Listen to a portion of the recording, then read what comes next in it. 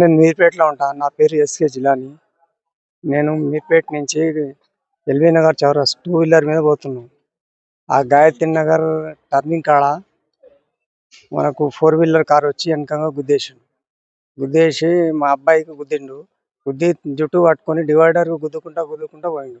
నేను ఆ ప్రెస్ స్టేషన్లో ఉరికి బండి బానెడ్ పట్టుకున్నా కూడా ఆపుతలేడు అతను. అది అట్లనే నాకు మనం మందమల్లమ్మ చౌరస్తా కానించి బాలాపూర్ చౌరస్తా కమాన్ ఉంది కదా, కమాన్ కాడంగా యూటర్న్ తీసుకొని మళ్ళీ మందమల్లమ్మ కాడ జనాలు ఆపిండాడు. ఆపి నేను బండి ఇడిచిపెట్టంగానే మళ్ళా వెళ్ళిపోయిండు.